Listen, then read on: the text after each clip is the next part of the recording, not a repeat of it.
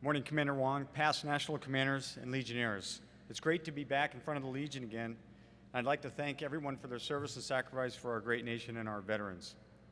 While it's impossible to separate me from the Marine Corps, I appear to you out of uniform to emphasize that my views do not reflect the position or policies of the Marine Corps, the DoD, or the United States government. I'd like to talk to you today about War Powers Authority. And while this may seem academic or theoretical, it's important because it's really about how and why we send our forces into armed conflict. As a student at the Army Senior Service, the War College, I wrote a paper that looked at post-World War II era and investigated the connection between congressional and executive processes on the path to major U.S. military conflict and intervention. And I tried to see if there existed a relationship between those political processes of going to war and the outcomes of the endeavors. Since World War II, the war declaration process has been replaced with a resolution process, and coincidentally, the U.S. has not won a war since the last time we declared a war. In addition to its questionable constitutionality, I submit to you the resolution process fails to sufficiently influence the ultimate national objectives and garners sufficient support over the long haul. War is politics by other means, said the great Prussian war theorist Karl von Clausewitz, and the resolution process has decoupled the political dimension of war from the act of war itself, exposing our strategies to risk, political machinations, and failing over time to commit sufficient resources to achieve uncertain objectives that were not properly vetted for their political value within the resolution process. The launch point for any discussion about the war declaration process usually rests with foundational principles of separation of power, checks and balances, and where power is placed with respect to crafting foreign policy within the Constitution. These need to be placed within the overall context of the separation of powers across the branches of government. Source documents, such as the Federalist Paper 51, they serve as the wellspring for the power-sharing principle. Indeed, Madison insisted on the necessity to prevent any particular interest or group to trump that of another. Additionally, with respect to crafting foreign policy, Hamilton, who was widely known as an executive advocate, cautioned, and I quote, that the history of human conduct does not warrant that exalted opinion of human virtue which would make it wise in a nation to commit interests of so delicate and momentous kind as those which concern its intercourse with the rest of the world to the sole disposal of a magistrate created in circumstance as would be the President of the United States. When applied to the concept of the war declaration, we can see that the founders intended to endow the Congress, the branch most representative of the people, with the sole authority to declare war as articulated in Article 1, Section 8, and the designation of the executive as the commander-in-chief, which is expressed in Article 2, Section 2. So consistent with the power-sharing arrangement between the Congress and the executive, the Constitution clearly identifies the Congress to commit the nation to war and the President to lead the country in war. This war-taking distinction reflects the balance of power articulated in Articles 1 and 2 and are theoretically maintained by the mechanism of the War Declaration. We have since conflated these two concepts by expecting our executive to make the decision to go to war and then to lead us in war. And in so doing, we have compromised the distinct constitutional intention of balance. So if we look at our war experience of our country, the U.S. declared war 5 times prior to World War II and no time since, despite arguably being more militarily active in the period since 1946 to the present. So why has our government disregarded the formal war declaration process when it seemed to have served the Republic so well up to and including World War II? Why did this change? I submit there are several reasons for this, and I'd like to look at environmental reasons and then political and structural reasons. Following World War II, the strategic landscape became volatile and uncertain. 2 major events shaped what would become the predominant school of thought for developing U.S. national security policy in the strategic environment of the Cold War. These 2 events, the successful test of a nuclear weapon by the Soviet Union and a communist victory in China. They led and fostered a national security staff that focused primarily on halting the advance of communism. U.S. national security strategists formulated a robust, rigid strategy of containing communism as the panacea for foreign policy challenges and defending national interests in this new bipolar strategic landscape post-World War II. This school of thought would come to dominate national security thought for over 40 years. Thus, the doctrine of containment and the directive to implement it, the National Security Council Report 68, or the NSC 68, dominated U.S. foreign policy for several decades following World War II. The NS 68 culture appeared to facilitate the concentration of power to the executive branch. In fact, former Secretary of State Dean Acheson declared, the purpose of the NSC 68 was to bludgeon the mass mind of top government that not only could the president make a decision, but that the decision could be carried out. The new national security climate supported a decision-making culture comfortable with the executive branch as the primary or sole crafter of foreign policy. It was not a coincidence, therefore, that Cold War security advisors eschewed the war declaration process and replaced it with a desultory resolution process to authorize the nation's use of military power for large and small operations. Additionally, advances and changes in technology exacerbated congressional abdication because nuclear warfare reduced decision cycles to minutes, not days or weeks. The new strategic concept of mutually assured destruction would not allow sufficient time for traditional wartime decision-making, or so was thought. This new strategic environment set the conditions for the gradual migration of war powers from Congress to the executive branch. The policy formulation process, which gave birth to the NSC 68, led to executive dominance of the war-making powers, which marginalized Congress in the process. Additionally, nuclear weapons and the aircraft and missiles that delivered them shifted the national decision-making mindset from traditional deliberation to crisis response, strengthening the perception that only the executive branch could act with the speed necessary to address the threat. The policy developed in the NSC 68 era inevitably disregarded congressional consensus and marginalized the traditional constitutional approach for authorizing the nation's use of force. Two other factors contribute and perpetuate this phenomenon.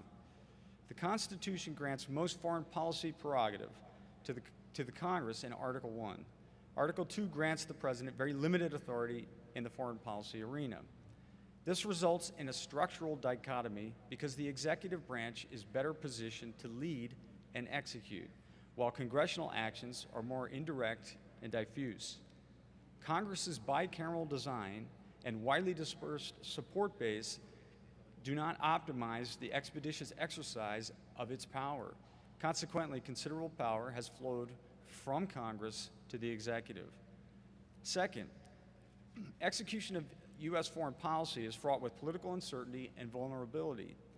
Compared to domestic issues, foreign policy decisions and initiatives are susceptible to greater unpredictability.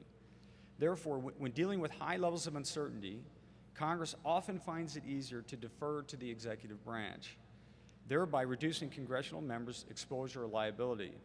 Because most Americans elect their congressional representatives based on domestic issues, they tend to pay little attention to foreign policy. Members of Congress often defer acting on foreign policy matters as a safer political option. This political safe haven of indecision, however, does not serve the nation well because it encourages concentration of power into the executive branch. As the third branch of government, the Supreme Court has been conspicuously silent when it comes to the interpretation of constitutional war power. The court's role in such matters is much more subtle than executive ambition or legislative acquiescence. The court has never directly challenged the constitutionality of presidential war-making. Conversely, it has given the appearance of broad concurrence and on presidential authority involving foreign affairs and military interventions. This is manifest in two ways. First, the court has refused to hear cases challenging presidential actions And second, the court has supported and affirmed executive authority in the cases it in fact has decided to hear. Historically, the court has been reluctant to hear cases that challenge the constitutionality of governmental roles and responsibilities. So expecting intervention or decisive voice from the court on issues involving conflict between executive and legislative war power authority seem overly optimistic. Now let's see how these dynamics come together to create strategic risk and liability. I refer back to Karl von Clausewitz, the great Prussian war theorist, which, if you're writing a war paper at the Army War College, you realize that you'll never get a good grade on the paper if you don't include something from Clausewitz in there. So his greatest contribution, Clausewitz's greatest contribution to the study of war, it is often regarded, was his emphasis on the conceptual link between politics and war. War is never a separate phenomenon, Clausewitz wrote, but the continuation of politics by other means. Behind this proposition is a deeply textured argument about the intrinsic political purpose of war. This political purpose encompasses the components comprising war: societal disposition, economic capability, and strategy formulation. Clausewitz advised leaders to thoroughly consider the use of any violence so that the link between war and politics should never be overlooked. Even in the 21st century, war retains this political dimension despite the recent emergence of non-state actors and transnational groups. Warfare has changed significantly over the years, but war itself has not. In other words, success at the tactical level of war first requires careful preparations at the political and strategic levels. The enabling institutions for success in war, Congress, the President, Cabinet, and other advisors all need to be fully engaged in the development of a feasible, suitable, and acceptable strategy.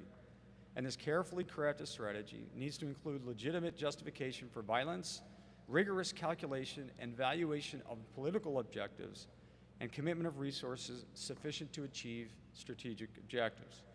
Since 1945, the United States has built the world's most capable warfighting machine. So why then have most of the nation's military interventions since World War II ended in defeat or stalemate? Political leaders should attend more to what Clausewitz calls the political dimensions of war, national unity, and the political value of the objective as inseparable from national and military strategy. War theorists have long emphasized the importance of national unity and the political value of the war objective. Thousands of years ago, Sun Tzu identified the necessary precondition of national unity for successful war strategy. National unity enables political leaders to muster resources and amass human capital necessary for our forces. Clausewitz advised, to discover how much of our resources must be mobilized for war, we must first examine our own political aim. National unity underwrites the commitment the nation needs to successfully prosecute war, provided the war has political value commensurate with the effort expended. The founders directed this nation to use a collaborative process to assess the political value of war. So the Constitution requires Congress to deliberate on the decision to go to war, and when it so decides, to declare war. Therefore, the Constitution serves as the guarantor of ensuring national unity and a legitimate valuation of the war's political objective, provided through and supported by the mechanism of the War Declaration. As the practice of declaring war has become passé, American strategy has likewise become disjointed and disconnected from national security objectives. Following World War II, an acquiescent Congress and an aggressive presidency have for decades fostered a strategic climate that failed to maintain the links between the political dimensions of the state and its strategy. The predominant NSC 68 thinking, largely a product of executive national security panels that administrations have embraced and Congress had blithely followed, provided inadequate guidance on how objectives and capabilities should be joined to produce coherent overall strategy. This connection, Clausewitz observed, is necessary for success in war. Collectively, these dynamics sever the link between the electorate, the constitutionally intended legislative process, and the executive. Matters of war, however, require the collective involvement of the people, Militaries fight wars, but nations go to war. In the final analysis, congressional abdication of its Article I authority to oversee the nation's foreign policy has exposed America to unacceptable strategic risk. As an example, our nation's last war declaration provided by Congress after the attack on Pearl Harbor, and I quote, directed, unquote, the President to employ naval and military forces and the resources of the government to carry on war against Japan. All of the resources of the country were pledged by the Congress. This declaration garnered the necessary resources, implied national unity, and sufficient political value of the war objective. By contrast, after the attacks of 9/11, Congress provided a use of force resolution that was broad and vague, placed all of the initiative with the executive with no oversight, and lacked commitment or involvement from the Congress. Poor strategy ensued, replete with fluctuating ends and means. 11 years into Afghanistan, the paucity of debate and dialogue, even during a frenetic election season, reflects the political value of the war effort. Meanwhile, our troops continue to die. So I leave you with this. War is always a political act, and it is insufficient to have an academic debate over the constitutionality of war authority. Since the end of World War II, an assertive executive branch has run roughshod over an abdicating Congress, which has compromised U.S. military efficacy. It has repeatedly resulted in the expenditure of national blood and treasure for strategically hollow ends. The Constitution is, in itself, a strategic national security document. The founders' wisdom, imbued in Articles 1 and 2, capture, in the Clausewitzian sense, the necessary prerequisites for successful prosecution of war. As the executive and congressional branches deviate from U.S. constitutional foundations with respect to war authority, they increasingly leave the military and the nation vulnerable to unacceptable strategic risk. The current interpretations or disregard for war power authority, as practiced to date, no longer maintain the necessary connective tissue between political and military muscle movements. As a result, U.S. national and military strategy has become disjoined from the legitimate political will of the people. So we ask, if Congress is not willing to declare war, then maybe we should consider whether we should engage in it. I want to thank you all today for the opportunity to engage you. Thank you for your service, and God bless America.